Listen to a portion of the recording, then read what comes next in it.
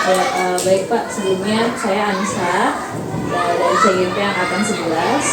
Jadi terkait dengan tugas CGP yaitu demonstrasi kontekstual modul 371 pengambilan keputusan kepemimpinan. Jadi saya meminta waktu Bapak untuk meluangkan waktunya sekitar 15-20 menit untuk wawancara terkait hal tersebut. Apakah bisa? Insya Allah akan saya usahakan bisa dan akan saya bantu sebisa saya. Kita langsung aja ya Pak pertanyaan. Baik Pak, dimulai dari pertanyaan pertama ya Pak. Selama ini bagaimana Anda dapat mengidentifikasi kasus-kasus yang merupakan dilema etika atau digital moral? Langsung saja saya jawab ya.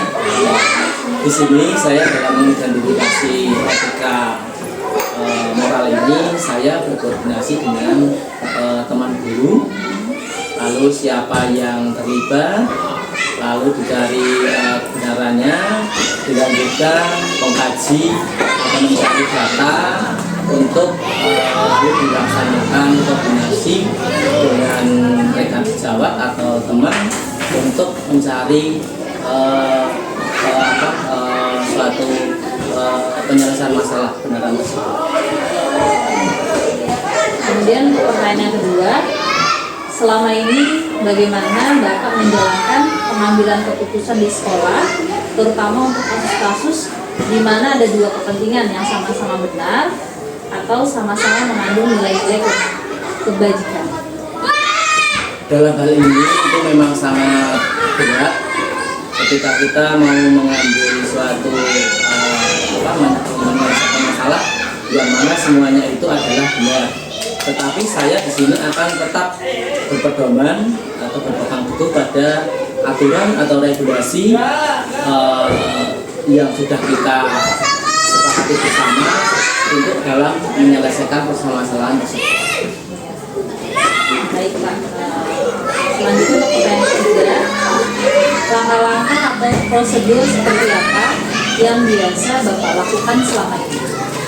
Langkah-langkahnya yang pertama pasti kita mencari dulu pokok permasalahan, lalu kita mencari data fakta tersebut, terus kita cari istilahnya siapa yang bermasalah, lalu kita berkoordinasi sama teman-teman atau rekan guru untuk mengkaji kebenaran tersebut dan diselesaikan permasalahannya tersebut.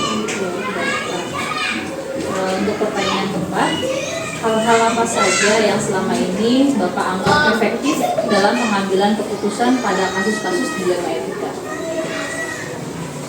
Yang paling efektif menurut saya itu adalah kita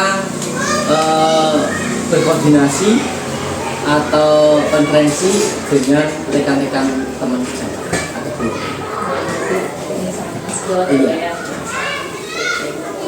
Terus pertanyaan kelima, hal-hal apa saja yang selama ini merupakan tantangan dalam pengambilan keputusan pada kasus-kasus dilema etika?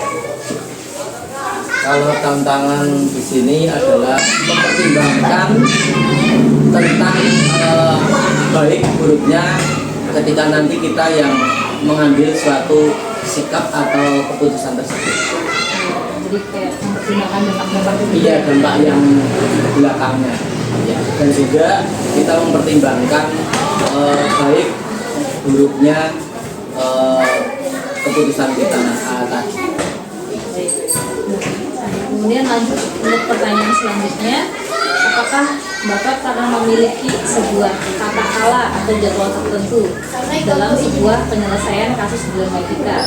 Apakah Bapak langsung menyelesaikan di tempat atau memiliki sebuah jadwal untuk menyelesaikannya? Bentuk atau prosedurnya seperti apa yang akan dijalankan? Jadi ada jadwalnya Bapak misalnya kasus-kasus? Selama yang saya hadapi, karena kasus dilema etika ini tidak setiap saat ada, itu berarti saya tidak ada jadwal khusus untuk penanganan ini. Tapi ketika ada suatu permasalahan, kita tinjau lagi tingkat besar kecilnya permasalahan tersebut.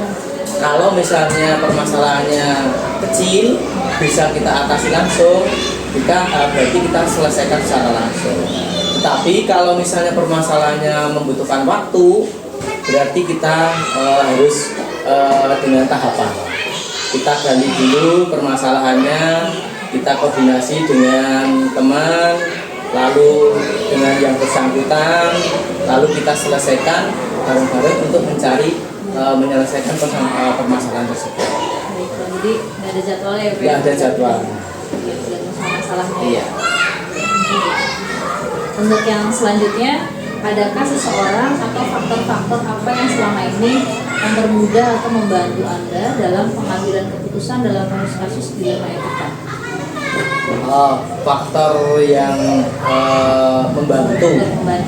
membantu dalam menyelesaikan permasalahan itu pasti ada. Di antaranya adalah teman-teman guru, rekan sejawat, terus juga dari pihak komite dan juga wali murid. Jadi nggak bisa ini apa ya, harus gitu sama. Ya, Kak, ini yang pertanyaan terakhir. Ya. Dari semua hal yang telah disampaikan, pembelajaran apa yang Bapak petik dari pengalaman Bapak saat mengambil keputusan dilema etika? Pembelajaran yang dapat saya petik, bahwasanya kita dalam menyelesaikan permasalahan itu tidak serta-merta dilaksanakan dengan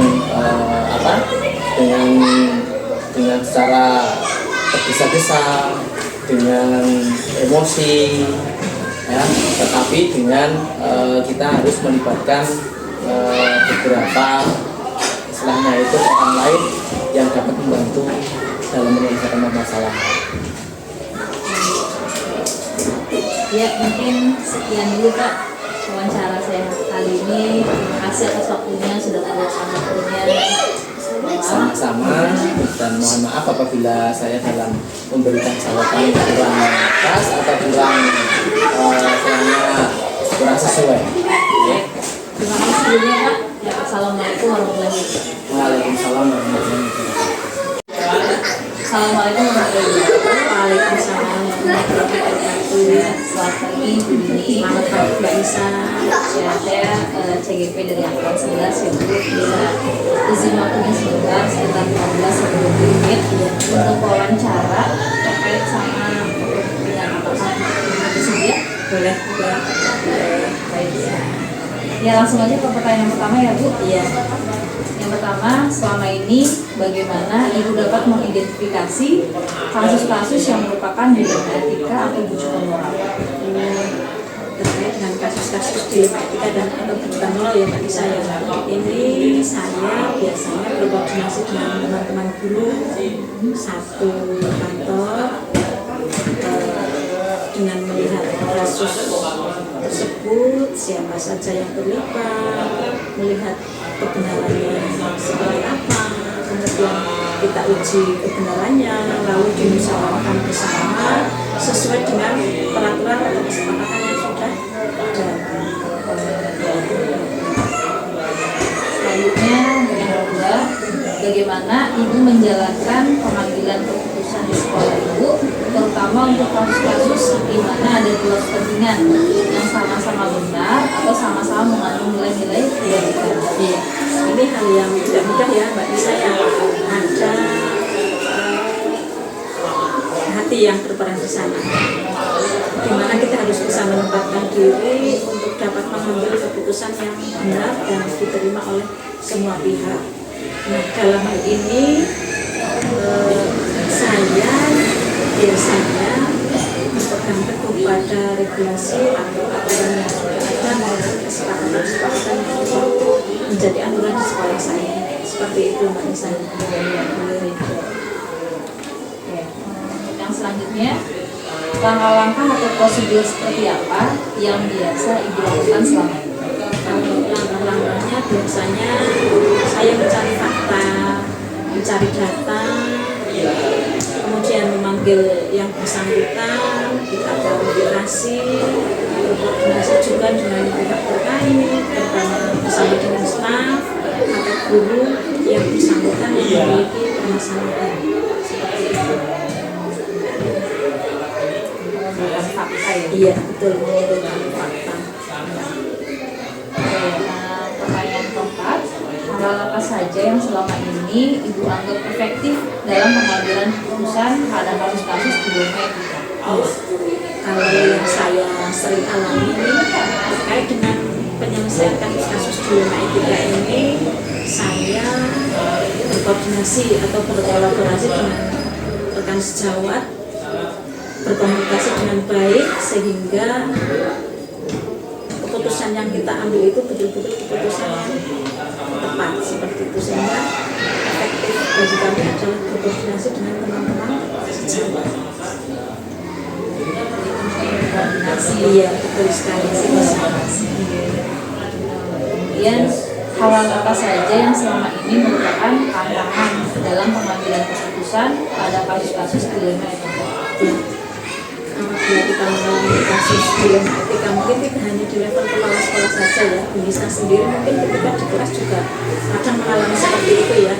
Itu merupakan tantangan yang luar biasa, di mana kita tidak boleh mengedepankan emosi, kita harus bisa memanage emosi kita, tidak boleh terpengaruh oleh arahan-arahan dari orang lain, kemudian kita harus bisa menentukan nilai-nilai kebenarannya. Selanjutnya, apakah Ibu memiliki sebuah tata cara atau jadwal tertentu dalam sebuah penyelesaian kasus dilema etika?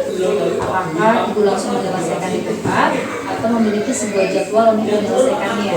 Bentuk atau prosedur seperti apa yang Ibu jalankan? Ya, karena kasus dilema etika kan harapannya malah justru tidak muncul ya. Iya. Otomatis saya dalam penyelesaiannya itu saat itu saja, seketika itu, ketika terjadi permasalahan langsung kita selesaikan. Jadi tidak ada jadwal berkala. Jadi seakan-akan kalau ada jadwal berkala kan berarti ada masalah seperti itu ya. Ini kan tidak continue, hanya saat barangkali terjadi perbedaan pendapat dan lain sebagainya. Jadi ketika muncul sebuah dilema etika, saat itu juga langsung saya selesaikan. Kalau ada kasus tertentu, lebih baik langsung Selesaikan. Kalau nanti tidak segera kita selesaikan, malah bisa muncul permasalahan yang lebih kompleks. Oke, selanjutnya, adakah seseorang atau faktor-faktor apa yang selama ini mempermudah atau membantu Ibu dalam pengambilan keputusan dalam kasus-kasus dilema etika? Banyak nggak bisa faktor-faktor yang mempermudah saya dalam mengambil keputusan terkait dengan dilema etika.